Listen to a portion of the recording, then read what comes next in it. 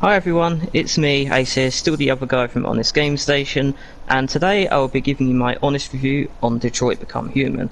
First of all, I just want to say one thing: fuck this piece of shit game. Now, having said that, most of you will probably be thinking, why would he say that about this game? Well, let me tell you why. Because it's completely accurate. I'm a big fan of a great single player game, and this is possibly the worst one I've ever played since I've been a gamer. The entire plot of the game put me to sleep quicker than anything I've ever experienced.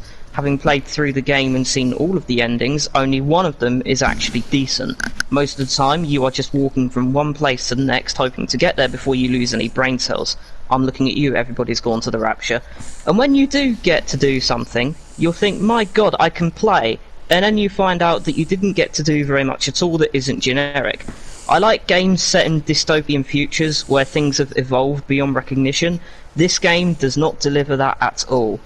Now this brings us on to the characters in the game. For each chapter you'll be playing as a different android, and your objectives will be different for each one. You switch between Connor, the generic white crime solving android, Kara, the generic white girl android, and Marcus, the generic black android. The creativity here must have taken less than 5 minutes to think of. The stories of Connor and Marcus intertwine as one becomes deviant and the other has to stop him. Kara is her own separate story. As you play as Connor, you'll notice that if you make mistakes at certain parts, he'll die. And when he does, he comes back like nothing ever happened. Marcus one day decides he has had enough after an incident occurred and starts a revolt to get androids equal rights and to end segregation. It ended once, so let's end it again. Kara is just a runaway of a little girl called Alice after she finds out about the abuse by the hands of her owner.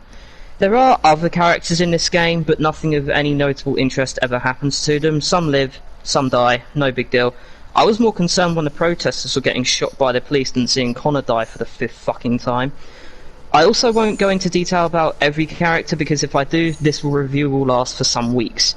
So, story, 2 out of 10. It's that bad and dismal. Gameplay wise, it's standard, so it's fine there. Nothing special, but nothing really bad about it except the painfully slow walk cycle with the androids. I will also say that some parts of this game don't even need to exist, like the part where you have to walk to the shop and pick up art supplies. The visuals are nothing overly special, but they're acceptable. However, they are a bit bland in some cases, and the soundtrack was great. One thing I really like this game for is the chapter selection. Holy fucking shit, it's amazing. Having the ability to choose exactly where you want to play from is awesome. You don't have to restart the chapter, and you just go from the chart checkpoint. When you clear a route, the flowchart shows you which way you went and what to do if you want to trigger something else to occur. This is a feature I want every single player game to have. The controls are also great, fluent and responsive, and changing the difficulty means the controls get harder, which is a nice feature. On easy, you just have to press and hold buttons, but on the harder difficulties, you have to use the motion controls, which is a problem because they're shit, and the button controls get longer and more complicated.